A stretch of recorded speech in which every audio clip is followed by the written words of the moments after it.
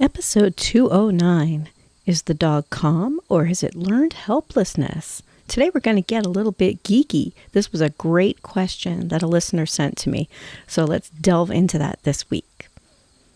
You're listening to the Creating Great Grooming Dog Show. I'm Christina Meyer-Smith. I'm a master groomer, behavior specialist, a master canine stylist, a certified behavior consultant for canines, certified professional dog trainer, and a bunch of other things, along with being an educator and the dean of academics at the Whole Pet Grooming Academy. And this, my friends and colleagues, is the show where we talk about teaching pets to be good for grooming and other types of care.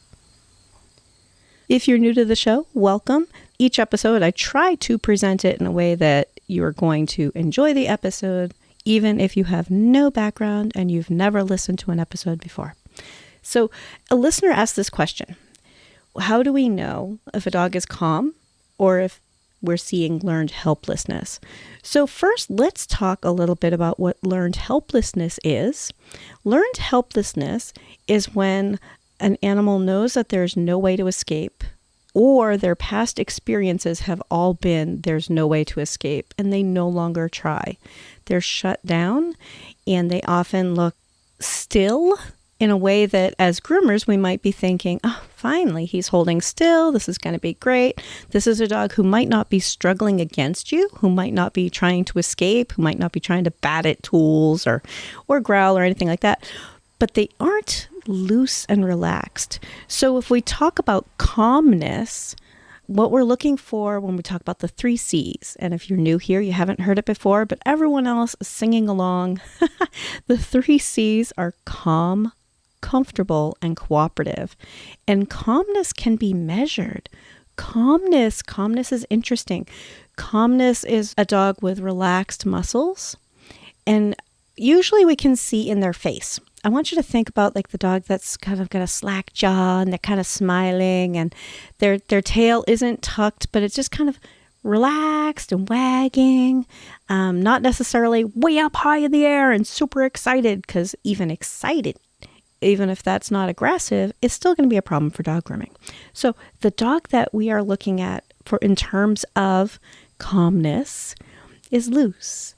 Now, dog trainers are usually looking at a dog's face. And here's the thing, if you're a dog trainer or maybe somebody who hasn't been working on a back foot where you can't really see the face, a lot of groomers, we can't see the face. So the way that you would know if a dog is loose, if their body is loose, is in your hand. You can feel if they're tense, if they're kind of, one of my customers refers to it as getting round. When her dog is nervous, he just kind of cowers. His back arches, his head lowers, his shoulders kind of crunch, his tail tucks under. Think about like getting round. I think it's such a great example. But if you think about the dog that is calm, they might not be like wagging their tail and bright-eyed and the ears are up. They're just relaxed. You can feel it in your hands. If you press into their shoulder or their hip, you feel them kind of move, okay? Loose bodies don't lie. If you are really tense or afraid or worried, it is really, really hard to loosen your body. So think about that. Dogs are literally trying to tell us what they think at all times. They're trying to let us know. There's no secret here. They're like, yes, that makes me nervous. Please stop the thing.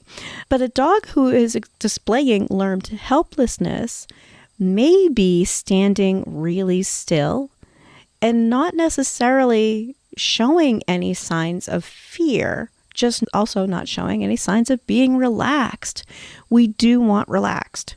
So if we stop and think, is this pet having a pleasant experience? I want you to think about the pleasant experience, not the positive experience, because, wow, that goes down a weird and crazy route sometimes. Sometimes we have very subjective views of what a positive experience is. But is this pet having a pleasant experience? And that's a yes or no question. And maybe we have to say, oh, it's more pleasant than last time. Maybe we've made progress since the last one. But if it's an unpleasant experience, then we need to step back and think about how can I try to make this more of a pleasant experience. How can I implement that? If this dog is really scared and just kind of looking like, I know I'm on a grooming loop. I know I can't jump off the table.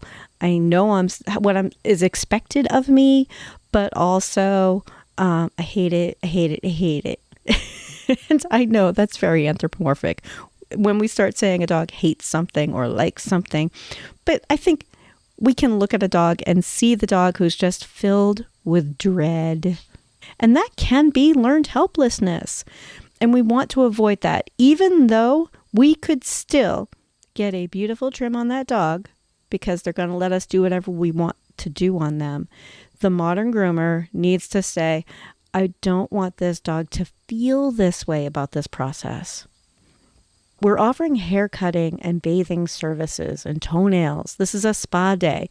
And while they may never be like, yay, a spa day, we don't want them to be afraid. We don't want them to be tense. We don't want them to be filled with dread. And we can work on that. We can work on that a lot by helping them have a more pleasant experience, by not continuing to push when we see these signs that they're nervous. So learned helplessness is an interesting one.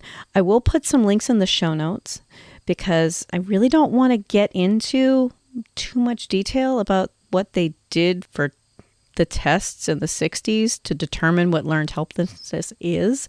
Because, they're kind of heartbreaking. It involves shocking dogs and giving them no way to escape and seeing how they behave later when they have an escape route. And we don't really need to get into details. There'll be some links in there if you want to follow through. But learned helplessness can look like a dog who's being great. And a lot of our owners might not realize that their dog is just kind of shut down. They might think, oh yeah, but he doesn't like it. There's a difference between a dog who's like, all right, yeah, do the things. I'll play along, you groomers and your crazy groomer games. My weird friend Chrissy who does all the touching and the stuff with the clippers. But that's different than the dog who's shut down. All right. So what we're looking for is we want this pet to be relaxed. We want calm, we want comfortable, and we want cooperative. Now, calmness, let's talk a little bit about calmness some more, because calmness is also, if a dog is panting, they are not calm. Interesting, right? Let's think about that one, because we often see dogs who are panting. They're not calm. What we want for calm is a dog who is actually, their whole body is just relaxed, and we need to work toward it. I'm not saying to wait until a dog is calm. Often we're working incrementally toward calmness. We're watching for signs of more calmness, but a dog who's panting is not calm.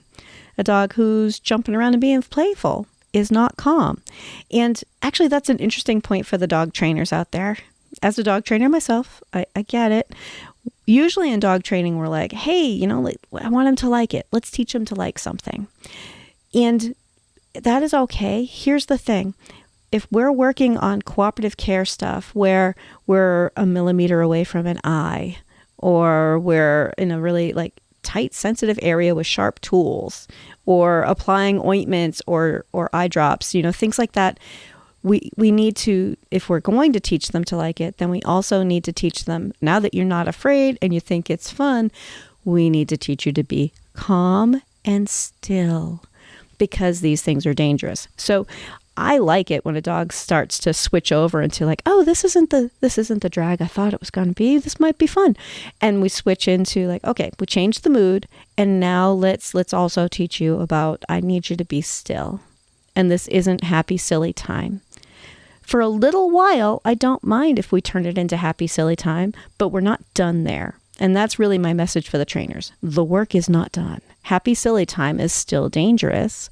So we need to also, now that we've changed the mood, maybe we took it from a dog who was kind of worried to a dog who's like, oh, hey, wait a minute, this is my grooming party. Things are going to be fun. This person's kind of nice, and she pets me, and she talks to me, and maybe she gives me cookies, and then tone it down. Once we change the motivation, once we change how they feel about it, their feelings, their emotional well-being, and then we start teaching them. And now that you're not afraid, also, we do need you to be still, and we need you to be calm, and playtime will happen, but it doesn't happen all the time. I will tell you when playtime happens.